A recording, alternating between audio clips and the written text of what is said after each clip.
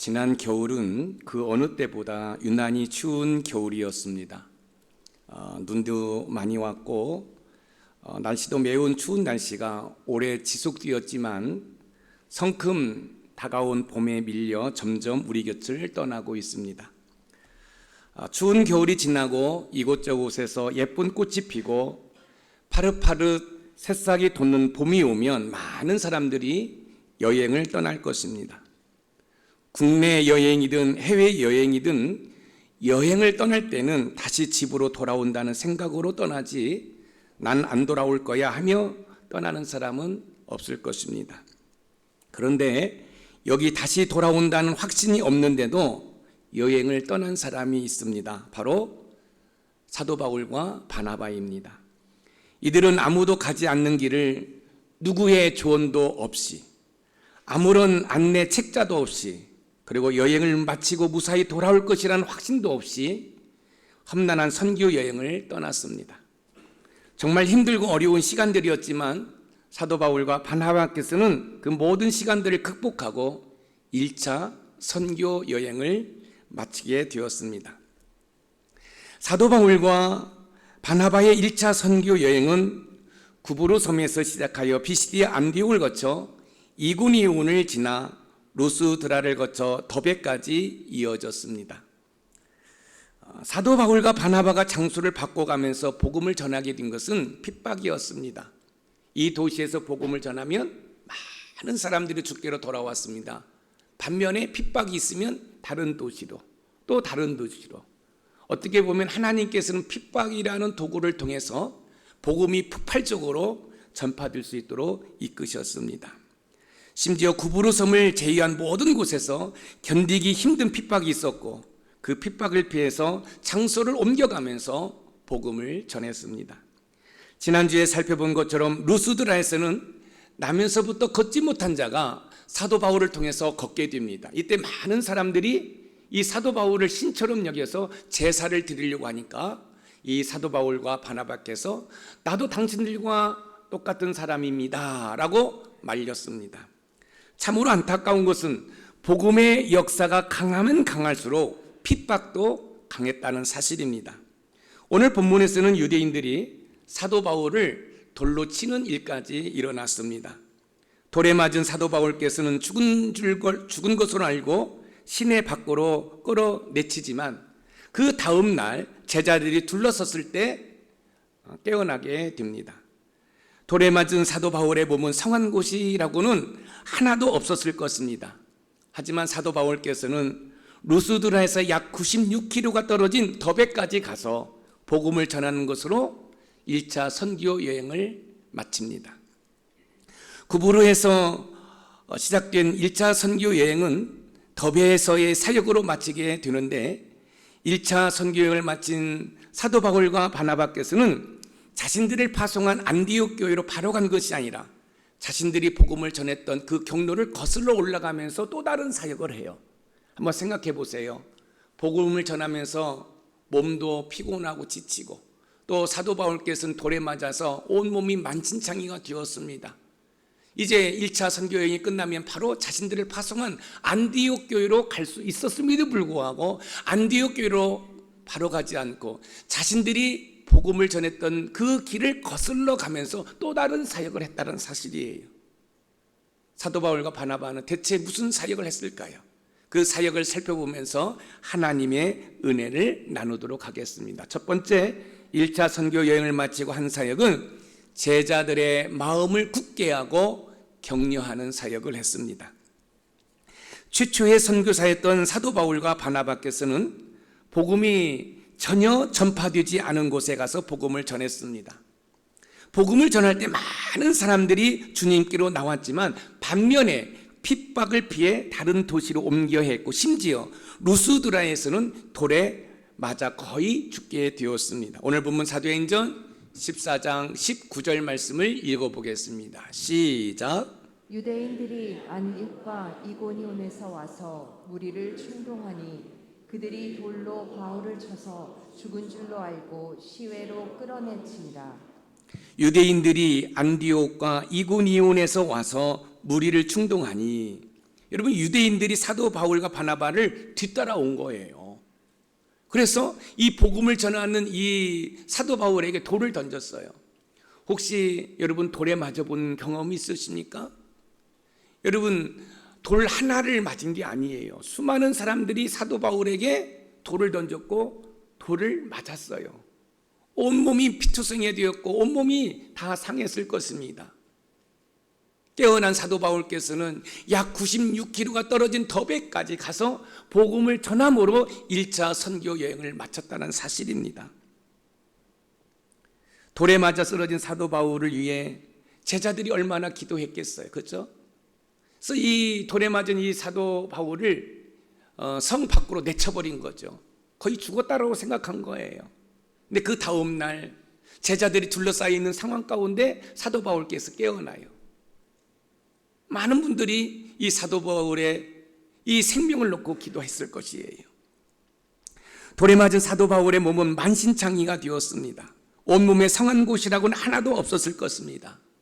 마치 전쟁터에서 부상을 입은 병사가 피로 범벅이가 된 몸을 비틀거리며 거니는 것처럼 사도 바울께서도 그런 몸으로 96km나 떨어진 곳에 가서 복음을 전하자 많은 사람들이 주께로 돌아왔습니다.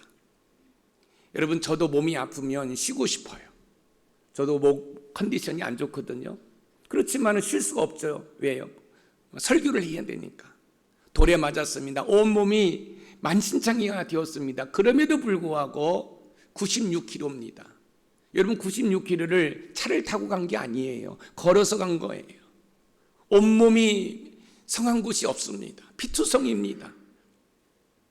전쟁터에서 부상을 입은 병사가 비틀거리는 것처럼 이 사도 바울께서 비틀거리면서 96km를 달려가서 너베에서 복음을 전하는 것으로 제1차 선교 여행을 마칩니다.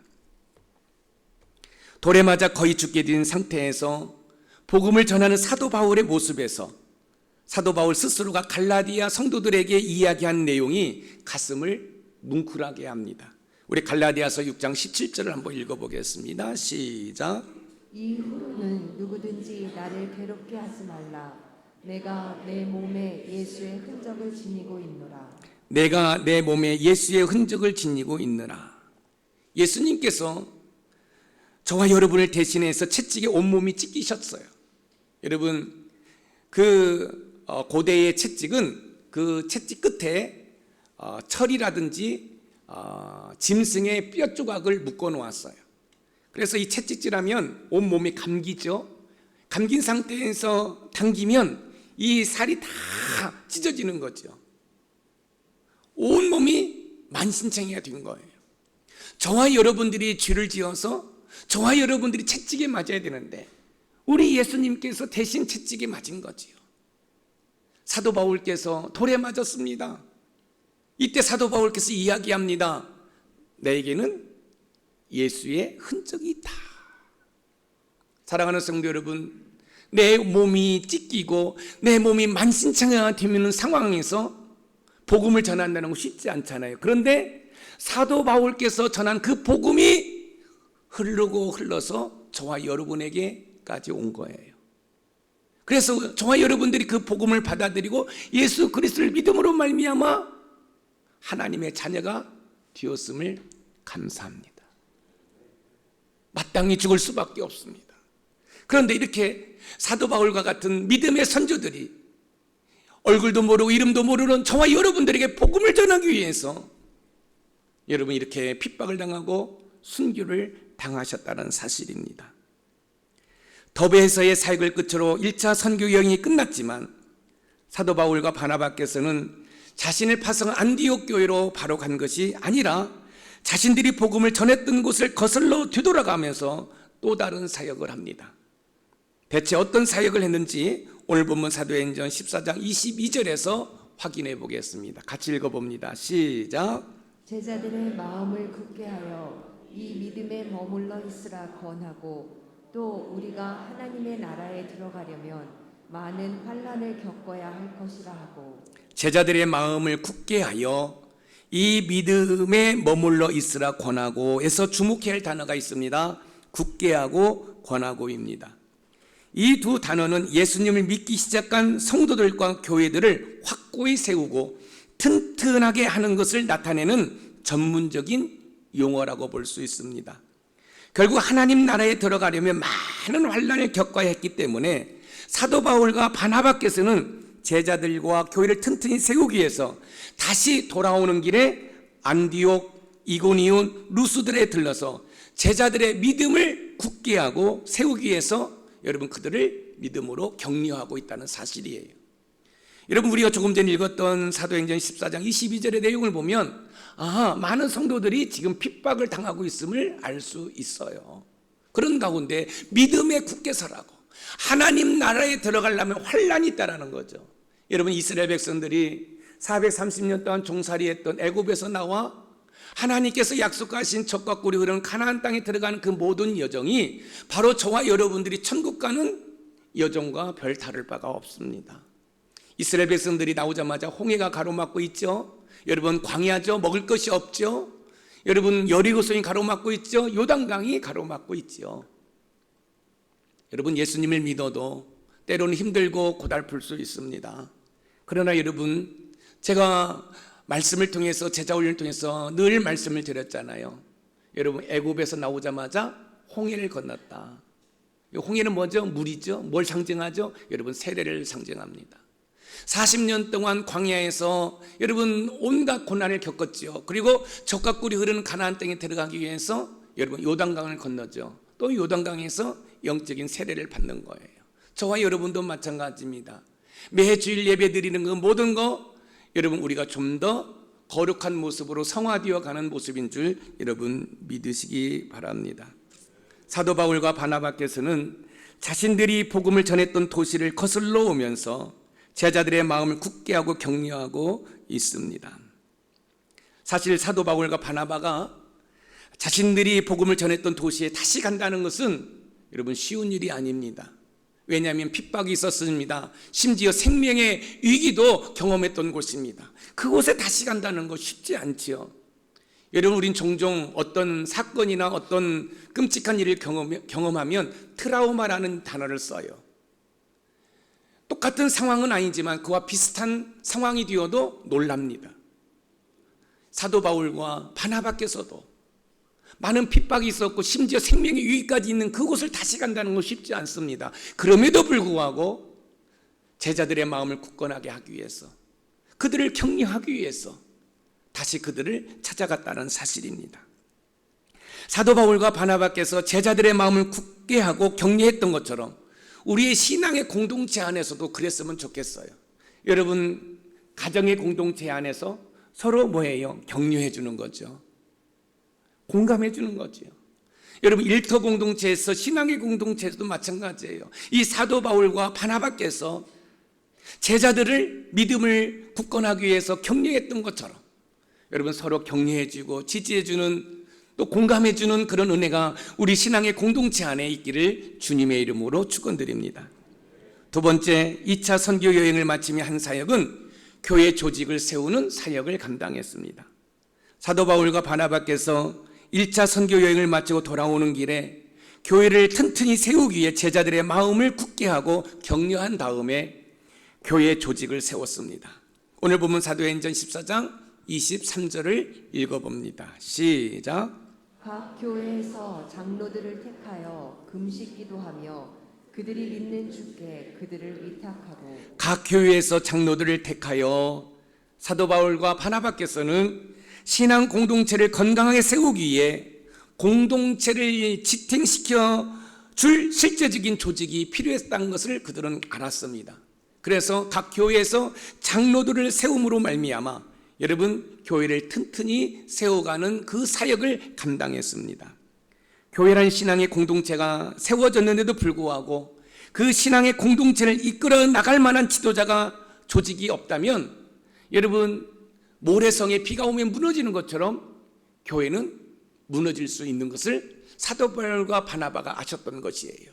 그래서 이제 각 교회마다 장로를 세워서 조직을 세우고 여러분 장로들을 세워서 여러분 이 교회가 그 지도자를 통해서 여러분 결속할 수 있는 그런 계기를 마련했다는 사실입니다. 교회도 마찬가지죠.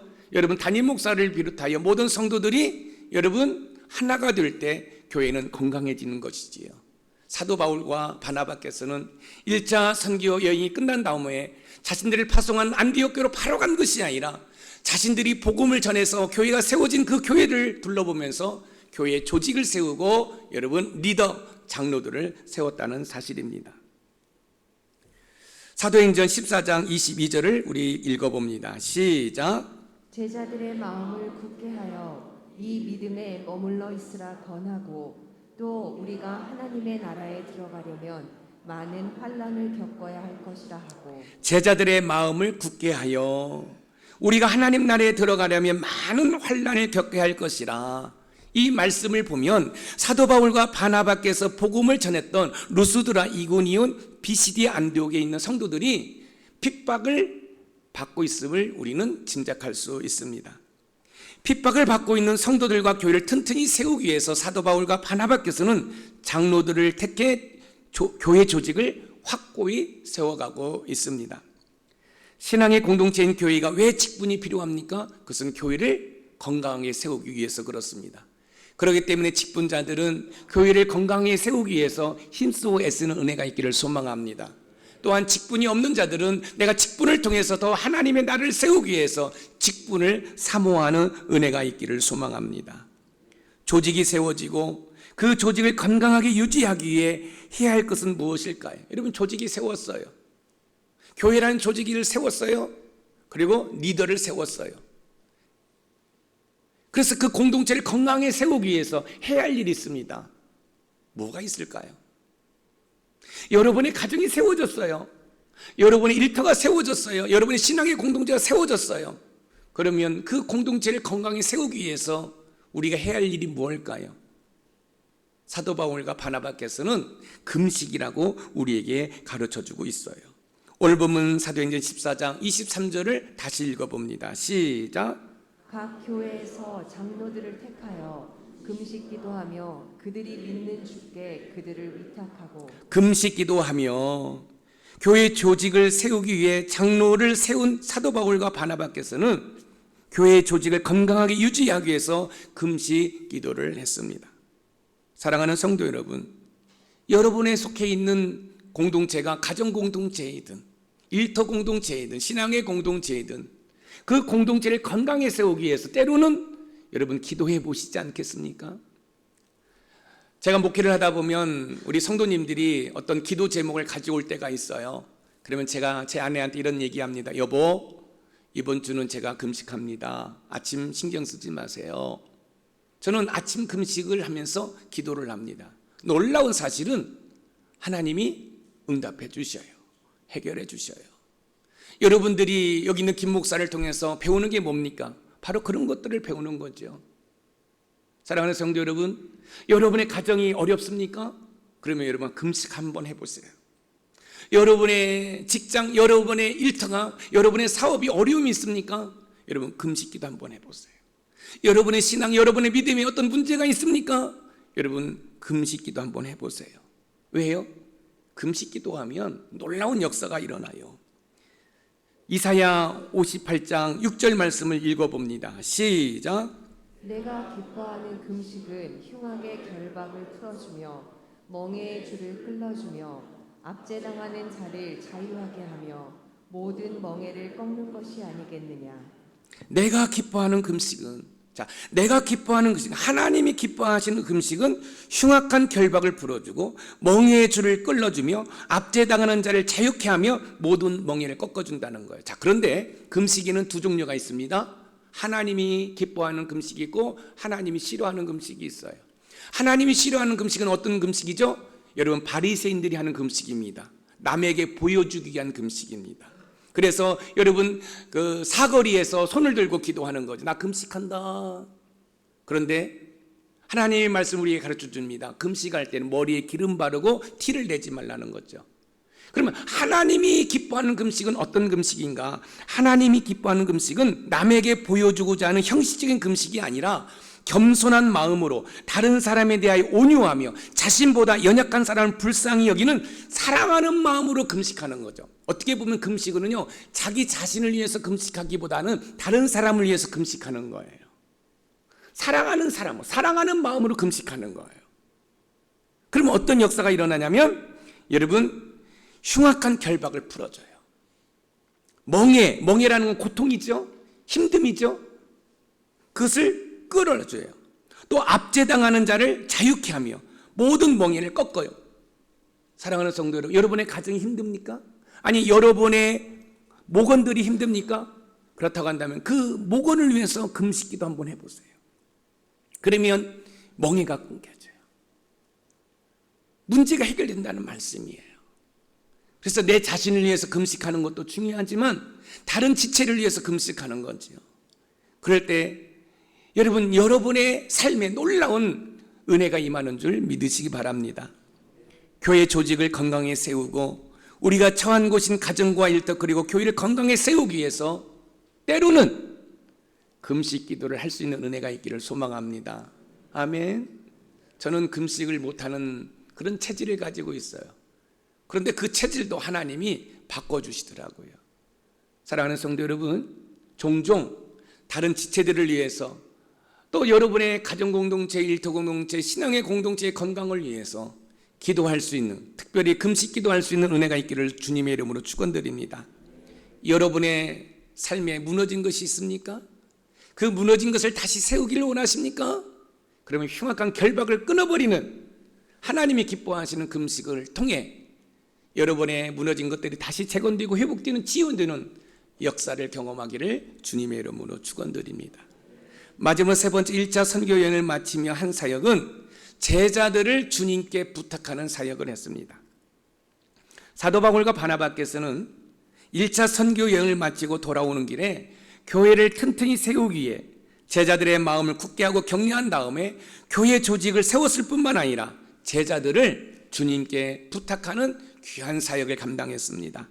오늘 본문 사도행전 14장 23절 하반절만 읽겠습니다. 시작. 그들이 믿는 주께 그들을 위탁하고, 이 위탁하고라는 단어가 영어로 커맨드인데 그 뜻이 부탁한다, 위임한다 입니다.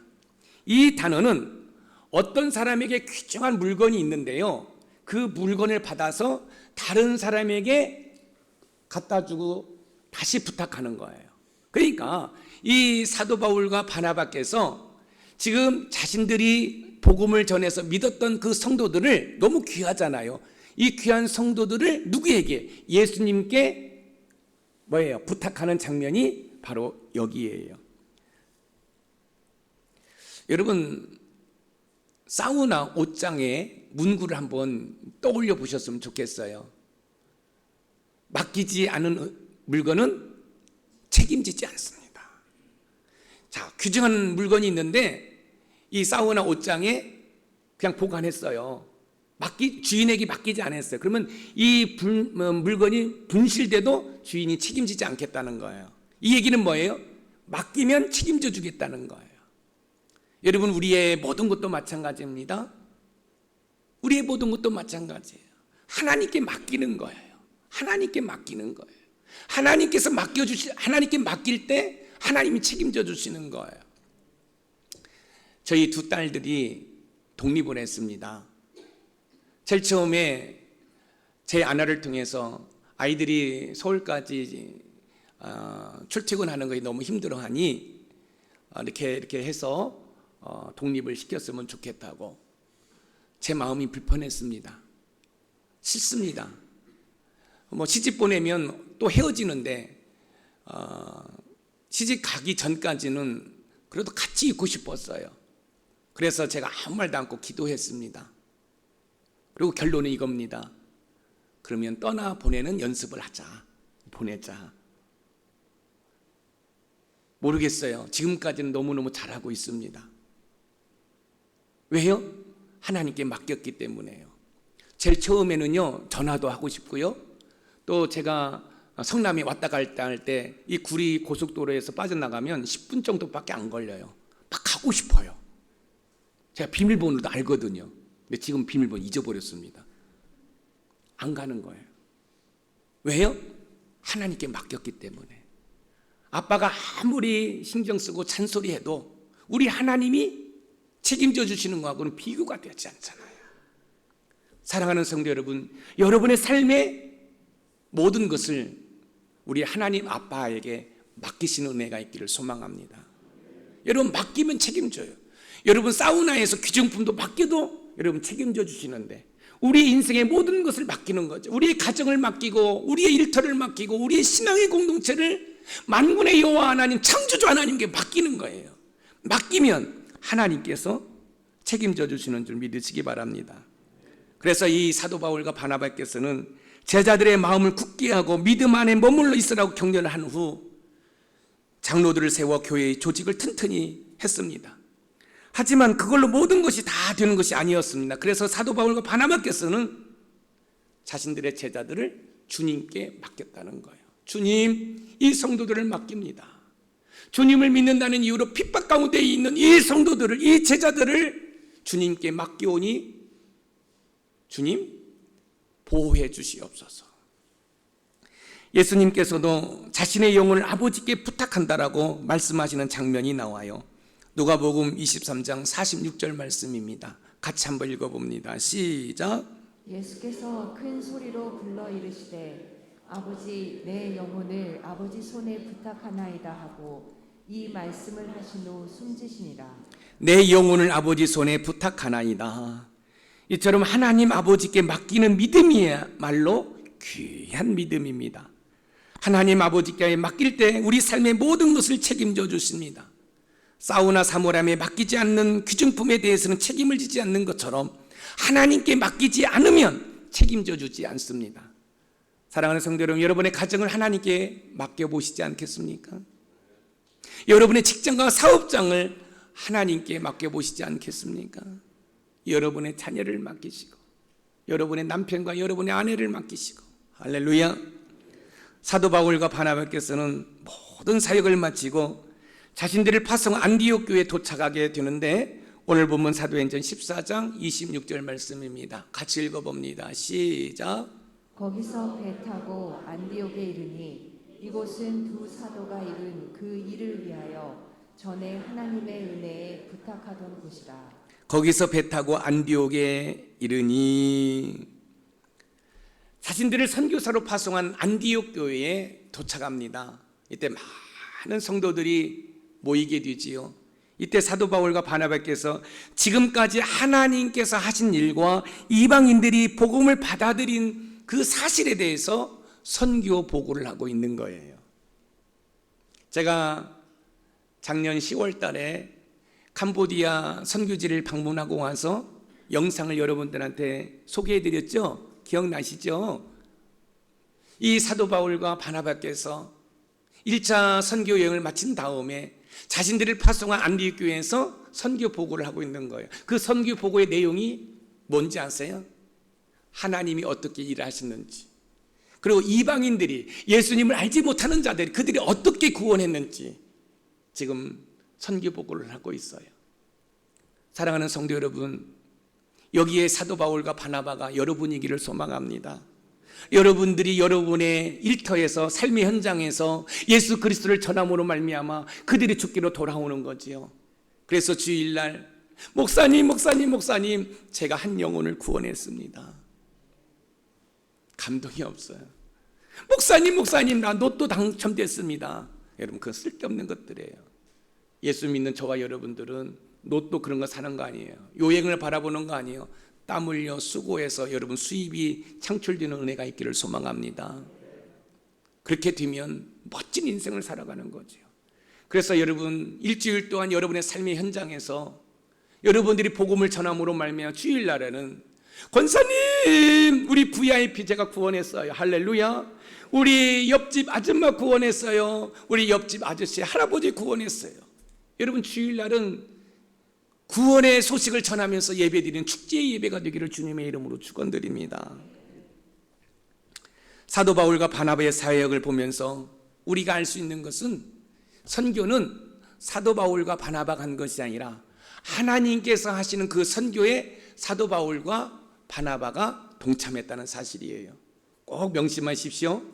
여러분, 사도 바울께서 돌에 맞으면서 복음을 전했지만 사도 바울이 바나바가 복음을 전한 게 아니에요. 하나님이 하신 거예요. 여러분, 돌에 맞았습니다. 만신창이가 되었습니다. 어떻게 96km 떨어진 더베에 가서 복음을 전할 수 있습니까? 하나님이 힘주셨기 때문에 가능한 거예요. 우리가 관계전도 일국을 통해서 영혼을 구원하는 것도 마찬가지입니다. 내가 하는 게 아니에요. 하나님이 하는 거예요. 그런데 중요한 것은 저와 여러분들이 하나님의 선한 도구가 되는 것이에요. 사도 바울처럼, 바나바처럼 그런 도구가 될 때 영혼을 구원하게 되는 줄 믿으시기 바랍니다. 영혼 구하는 것처럼 값진 일이 어디 있겠습니까? 생각해 보세요. 저와 여러분들이 복음을 받아들이지 않았다고 한다면 우리는 저 지옥에서 영원한 벌을 받는 그런 인생이잖아요. 그런데 예수 믿고 구원받음으로 말미암아 여러분, 저 천국을 소망하며 살아갈 수 있고 우리의 이름이 저 하늘나라의 생명록에 기록되어 있음이 얼마나 감사합니까? 할렐루야. 저와 여러분들은 복음의 빚진 자들입니다. 하나님의 선교에 동참하는 우리 높은산 샘물교회 모든 성도들이 되기를 주님의 이름으로 축복합니다. 오늘 말씀의 키워드입니다. 같이 읽어봅니다. 시작. 사도 바울과 바나바께서는 제자들의 마음을 굳게 하고 격려한 다음 교회 조직을 확립한 후 제자들을 주님께 부탁하는 사역을 했다. 사도 바울과 바나바께서 1차 선교행이 끝났습니다. 바로 자신들을 파송한 교회로 갈 수 있습니다. 그러나 그 선교지에서 성도들이 핍박당하고 있다는 사실을 듣게 됩니다. 아마 반드시 들었을 거예요. 그래서 온몸이 피곤하고 힘들어도 바로 안디옥 교회로 복귀하지 않고 자신들이 복음을 전했던 곳을 거슬러 올라가면서 여러분, 제자들을 격려하면서 교회 조직을 세우고 또 그 모든 것들을 주님께 맡기는 귀한 사역을 감당했다는 사실입니다. 저와 여러분들도 복음에 굳게 서서 복음을 전하는 삶을 살아가는 은혜가 있기를 주님의 이름으로 축원드립니다.